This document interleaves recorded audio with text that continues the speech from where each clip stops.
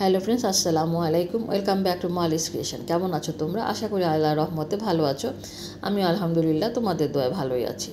ঈদ যেহেতু গিয়েছে, সবাই কিন্তু মাংস খেতে খেতে একদম অস্থির হয়ে গিয়েছে। এই সময় যদি একটা মাছের রেসিপি হয় আর সাথে যদি থাকে শাক, তাহলে কিন্তু সবাই পেট পুড়ে খেতে পারবে। গরম ভাতে কিন্তু ইলিশ মাছ, পুঁই শাক এমনই একটি রেসিপি। আশা করি তোমাদের আজকের রেসিপিটা ভালো লাগবে, আর ভালো লাগলে অবশ্যই লাইক, কমেন্ট এন্ড শেয়ার করে দিবে।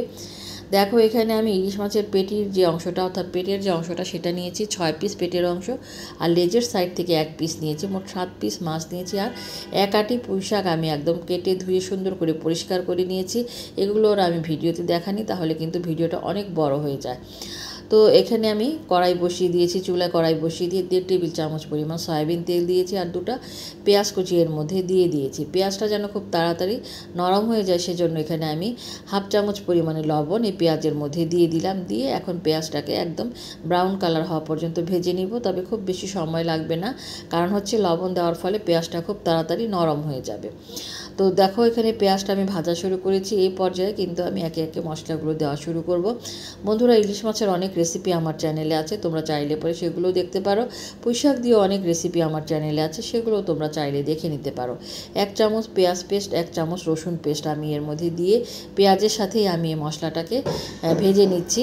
তো এখানে কিন্তু আমি খুব বেশি মশলা ব্যবহার করব না, যেহেতু ইলিশ মাছ, সেই জন্য ইলিশ মাছের যে একটা সুন্দর ফ্লেভার আছে, সেটা কিন্তু খুব বেশি মশলা ব্যবহার করলে সেটা নষ্ট হয়ে যায়।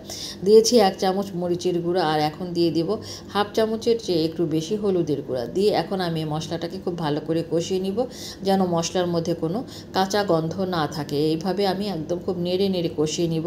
খেয়াল রাখবে যেন মশলাটা পুড়ে না যায়। তো কষানো হয়ে গিয়েছে পর্যায়ে আমি একটু গরম পানি এর মধ্যে দিয়ে দিয়েছি। আর আমি এই পুঁই শাক দিয়ে যে ইলিশ মাছটা রান্না করব, আমি এটা রান্না করব কষিয়ে রান্না করব। এটা কিন্তু আমি ভেজে নিব না। ভেজে নিলে আমার কাছে ভেজে নেওয়ার চেয়ে মনে হয় যে এভাবে কষিয়ে রান্না করলে মাছটা একটু নরম থাকে, আর খেতে কিন্তু খুব ভালো লাগে। আর ইলিশ মাছের যে একটা অরিজিনাল যে ফ্লেভারটা, সেটা কিন্তু এভাবে কষিয়ে রান্না করলে মানে খুব বেশি আসে আর কি, ফ্লেভারটা এটার সাথে খুব বেশি যুক্ত হয়ে যায়। তো দেখো, মাছগুলো দেওয়া হয়ে গিয়েছে। এখন আমি এর মধ্যে দিয়ে দিয়েছি পুঁই শাকের যে ডাঁটাগুলো ছিল। ডাঁটাগুলো কিন্তু শক্ত থাকে সবসময়, শাকের সাথে দিলে কিন্তু অনেক সময় দেখা যায় কি যে ডাঁটাগুলো সেদ্ধ হতে চায় না। তো সেজন্য আগে থেকে আমি মাছের সাথে এই ডাঁটাগুলো দিয়ে দিয়েছি। মাছ হতে হতে ডাঁটাগুলো অনেকটা সেদ্ধ হয়ে যাবে। আর পুঁই শাকটা কিন্তু আমি এখন দিব না, পুঁই শাকটা আমি পরে দিব। তো মাছটা এভাবে আমি দিয়ে ঢেকে দিয়েছি।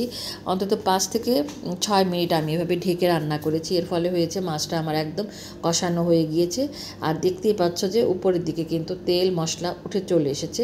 তো এই পর্যায়ে আমি মাছগুলোকে খুব সাবধানে তুলে নিব, যেন ভেঙে না যায়। কারণ এই পর্যায়ে কিন্তু মাছগুলো একদম নরম থাকবে, যেহেতু ভেজে নেইনি, সেই জন্য একটু সাবধানে এটাকে তুলে নিতে হবে। আর আমি সাইড থেকে ডাঁটাগুলোকে কিন্তু সাইড করে রেখে দিচ্ছি। ডাঁটা কিন্তু তুলব না, কারণ ডাঁটা হতে কিন্তু আরও বেশি সময় লাগবে। সেজন্য এই ডাঁটাগুলোকে আমি মশলার মধ্যে রেখে দিচ্ছি, যেন খুব ভালো করে সেদ্ধ হয়ে যায়। কারণ ডাঁটা যদি সেদ্ধ না হয়, তাহলে কিন্তু খেতে ভালো লাগে না, একটা কেমন যেন কাঁচা কাঁচা গন্ধ চলে আসে। তো আমার মাছগুলো অলরেডি তোলা হয়ে গিয়েছে। এ পর্যায়ে আমি ধুয়ে রাখার যে পুঁই শাকগুলো আছে, সেই পুঁই শাকগুলো এর মধ্যে মশলার মধ্যে দিয়ে দিব। আর কোনো মশলাই কিন্তু এখানে আমার অ্যাড করা লাগলো না। আর পুঁই শাকগুলো দেখো, আমি কিন্তু বড় বড় করে কেটে নিয়েছি। কুচি করে কেটে নিলে কিন্তু শাকগুলো ছড়িয়ে যাবে, কালারটা নষ্ট হয়ে যাবে। এখন আমি 1/2 চামচ লবণ পুঁই শাকের মধ্যে দিয়ে দিলাম। দেখো, লবণটা দেওয়ার ফলে ঢেকে দিয়েছিলাম। তো 2 মিনিট পরে আমি যখন ঢাকনাটা তুলেছি, কতটা পরিমাণে পুঁই শাক কমে গিয়েছে। এটা কিন্তু এখন নেড়ে চেড়ে মশলার মধ্যে দিলে পরে কিন্তু আরও এর যে এটা কিন্তু পরিমাণটা আরও কমে যাবে, অর্থাৎ নরম হয়ে আরও কমে যাবে। আর যেহেতু এই মশলাটাতে ইলিশ মাছ দেওয়া ছিল, সেজন্য ইলিশ মাছের যে ফ্লেভারটা, সেটা কিন্তু এই পুঁই শাকের সাথে মিশে যাবে। তো এখন আমি সামান্য পরিমাণে 1 কাপের মতন গরম পানি এর মধ্যে দিয়ে দিয়েছি, শাক এবং ডাঁটাটা যেন সম্পূর্ণভাবে সেদ্ধ হয়ে যায় সেজন্য। শাক কিন্তু সেদ্ধ হতে সময় লাগবে না, শাকের কালারটা যেন ঠিক থাকে, সেজন্য খুব বেশি পানি কিন্তু আমি দেইনি। কিন্তু যেহেতু এটা কিন্তু একদম শুকনো খেতে ভালো লাগে না, এটার যে ঝোলটা খেতে কিন্তু খুব ভালো লাগে, যেহেতু ইলিশ মাছের একটা গন্ধ থাকবে সেজন্য। তো ঝোলটা কিন্তু অনেকটা কমে গিয়েছে। এই পর্যায়ে আমি আগে থেকে যে কষিয়ে রেখেছিলাম সেই পুঁই শাকগুলোকে আমি সেই মাছগুলোকে আমি এর মধ্যে দিয়ে দিয়েছি। দেখো, মাছগুলোকে দিয়ে এভাবে বসিয়ে দিয়েছি এবং হালকাভাবে এটাকে কিন্তু সেট করে নিচ্ছি, যেন পুঁই শাকের সাথে মাছটা একদম একদম মিশে যায়। এভাবে করে আমি দিয়ে দিয়েছি। দিয়ে এখন এটাকে আমি কিন্তু সামান্য কয়েকটা সামান্য পরিমাণে যে থালের মধ্যে তুলে নিয়েছিলাম, প্লেটের মধ্যে তুলে নিয়েছিলাম, সেখানে সামান্য ধুয়ে একটু পানি দিয়ে ঢেকে দিয়েছি। মিনিট 2 এরকম ছিল। তো এখন দেখো এর মধ্যে আমি 4-5টা কাঁচামরিচ মাঝখান থেকে চিড়ে দিয়ে দিচ্ছি, কারণ যেহেতু শাক এবং ইলিশ মাছ এই দুটোর মধ্যে যদি এই কাঁচামরিচটা নামানোর আগে দেওয়া হলে কিন্তু কাঁচামরিচের খুব সুন্দর একটা ফ্লেভার এই শাক এবং মাছের সাথে মিশে যাবে। তো আমি চুলা কিন্তু অলরেডি বন্ধ করে দিয়েছি, মিনিট খানেকের মতন ঢেকে রেখে আমি এটা বন্ধ করে দিয়েছি। কালারটা কতটা সুন্দর এসেছে দেখতে পাচ্ছ, শাকের কালারটা যেমন ঠিক আছে, আর মাছটাও কিন্তু দেখে একটু ভেঙেও যায়নি, আর মাছটা দেখে বোঝা যাচ্ছে যে কতটা লোভনীয় হয়েছে। বন্ধুরা, এই সময় এই দুটো জিনিসই খুব বেশি পাওয়া যায়, পুঁই শাক ইলিশ মাছ দুটোই পাওয়া যায়। আর এইভাবে যদি তোমরা রান্না করো, গরম ভাতে কিন্তু একদম জমে যাবে। 1 প্লেট ভাত অনায়াসে তোমরা খেয়ে ফেলতে পারবে। আর যেহেতু মাত্র কোরবানি শেষ হলো, সবাই মাংস খেতে খেতে অস্থির হয়ে গিয়েছো, এই সময় এই ধরনের রেসিপি কিন্তু আশা করি তোমাদের ভালো লাগবে।